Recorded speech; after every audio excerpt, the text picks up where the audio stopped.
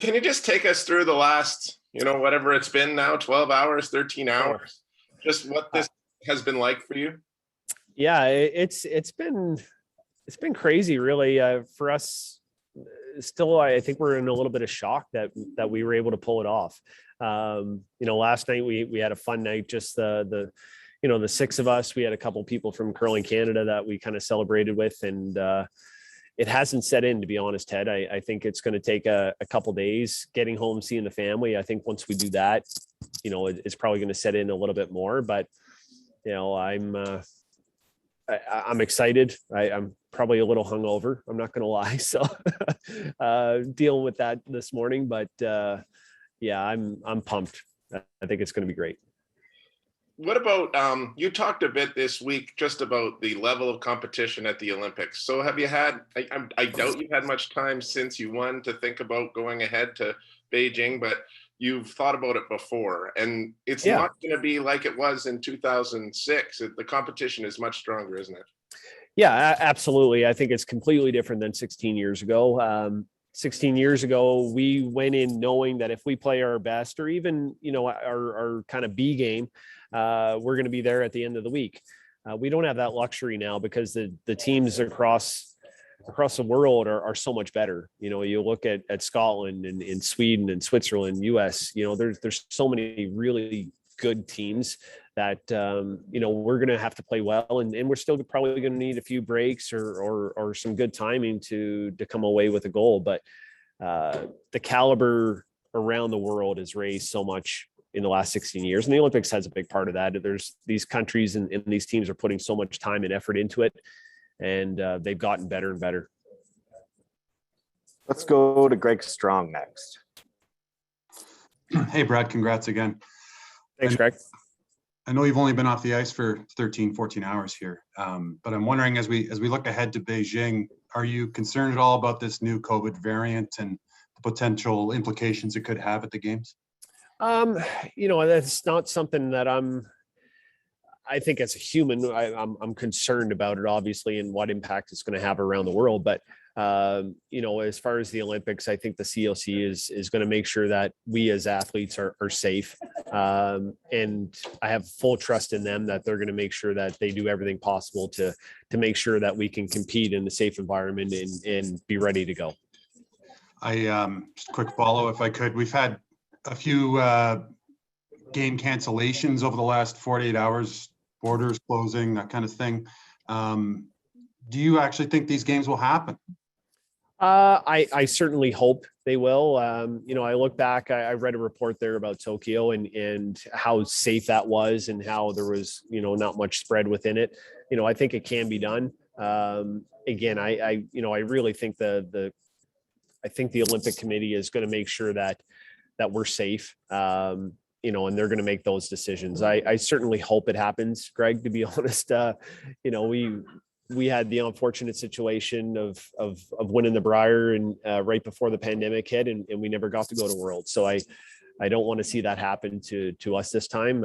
So fingers crossed, everything, is going to go ahead. And I've been watching the news reports over the last few days, and there's not enough information for anybody to make a kind of educated decision at this point. So, let's see how the next few weeks shape up. And then, again, I think smarter people than me can make those decisions.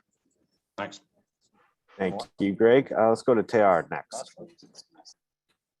Hi, Brad. Again, congratulations on the win on Sunday and for being named to the national team. We know that during the Winter Olympics, like Canadian from coast to coast will celebrate Flag Day on February 15th. So on this note, like, what does it mean to you every time you get to wear the maple leaf and represent Canada on the world stage? Yeah, it's always an honor to represent Canada. I think we have an incredible country, and I've been fortunate enough to travel around the world. And when you tell people you're from Canada, there's a reaction from people that they're excited to meet someone from Canada, and they love the country. They have great things to say. So we are fortunate to live where we do, and to get the opportunity to represent this country on a world stage. it's an honor. It's a privilege. It's something that we just certainly don't take for granted. And, I'm going to enjoy this. I'm getting older, so you don't know how many more of these opportunities are going to come. So yeah, I'm just going to enjoy it as much as possible. And quick follow-up, what are your goals for the upcoming Winter Olympics?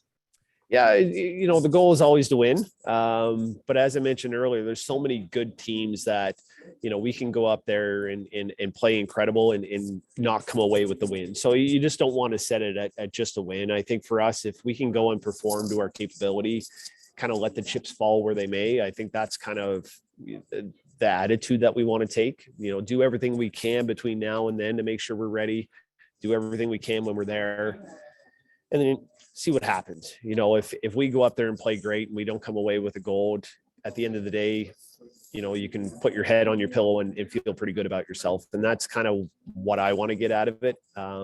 Hopefully that means a gold medal, but that's out of our control. Thanks. Thank you. Let's go to Mike McIntyre next. Thanks very much. Congratulations, Brad.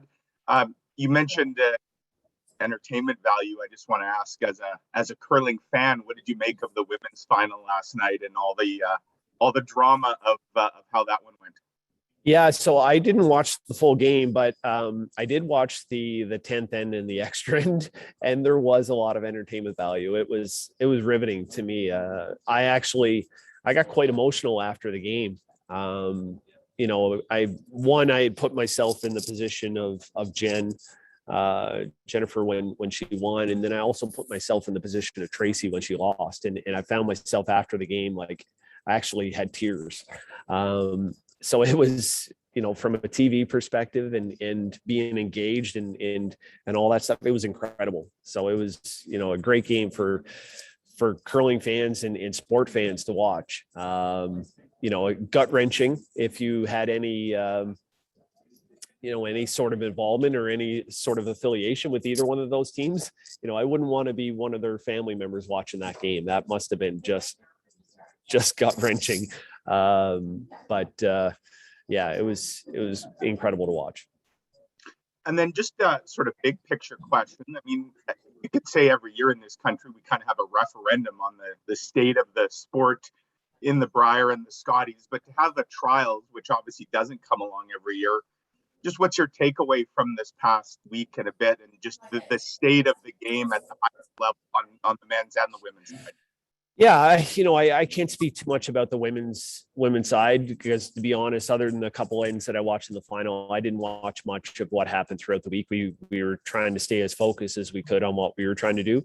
But on the men's side, the state of the game is really good. Like, we have a lot of really good teams in this country, and any of the playoff teams on the men's side would have been incredible representatives and would have went into Beijing as medal favorites. And even some of the teams that didn't make the playoffs. So, like, you look at a team like Brendan Botcher, who, they're one of the best teams in the world. They didn't even have a winning record here this week. So that says a lot about the quality of the teams on the men's side. I think we're in good position going forward. I think that's something that we certainly can't take for granted or shouldn't take for granted. There's still work and still effort that we have to put in to keep trying to get better as a country, because countries like Scotland and Sweden and Switzerland, they're putting in that effort, and we want to stay kind of at that forefront of being a curling powerhouse. And if we're not careful, that might get taken from us in the next 10 or 15 years. Thank you. Let's go to Suzette next. Hi, Brad. Congrats. Hey, Suzette. Thanks. No problem. Question for you. 16 years ago, or almost 16 years ago, when you last won gold, you had Mark Nichols beside you. How crucial is it to have someone with that veteran experience going into this Olympics with you? It is very important. When I first started kind of the core of this team, when Jeff and Brett were there and Mark wasn't part of the team, that was one thing that I felt we were lacking, was kind of that experience, and that's someone else that I can rely on and go to and kind of help me out. And when Mark came in and had the experience that he did, it kind of shared that load. So for us going into the Olympics is, it's not just me that has to provide, some of the experience. Mark can do that. And oftentimes Mark and his delivery is probably much better than me at doing it. So, he's going to be someone that Jeff and Brett can certainly rely on as well as myself. But, it's important. And for me, he's been kind of my right-hand guy for a long time, and provides me a ton of comfort. I did an interview earlier and I talked about his steadiness and kind of his work ethic. And that's one thing we can rely on, is we know Mark's going to do everything he can to be as good as he can be. And he's just steady. Sure. And a separate question, we kind of alluded some of the measures that they're taking in Beijing. One of those would likely be no fans in the arenas in the stadium. Does that affect you at all, or can you get by without hearing those cheers? Yeah, so my understanding is there could be fans, but I think it's just the people from China. I don't think there's any foreign fans allowed. So having people in there, that's going to be nice. It's disappointing, I guess, that you can't have your family and friends there to support. But the situation that we're in, as long as we get to play, that's kind of the main thing. We had the opportunity to play in the curling bubble in the spring. And I think that experience that we had there is going to help us going over to Beijing, where, you're not going to have your friends and family there. But we know at home, they're going to be watching, they're going to be supporting us. And that's the main thing for us. We'll be prepared to get through it. It's going to be a challenge, but I think the Calgary bubble is going to have a kind of a huge impact on how we prepare, and we can learn from that experience. Sure. All right, we have time for one last question here from Ted Wyman before we move on to the next session. Thanks, Kyle. Brad, I will be quick with this one. You talked yesterday, you said, we're a really good team. Yep. And, I feel like that reflects that, you deserve things like this because you are such a good team. But how do you build that good of a team? Is it all about the longevity of being together, or is it all about the talent of these players, or just a combination of both?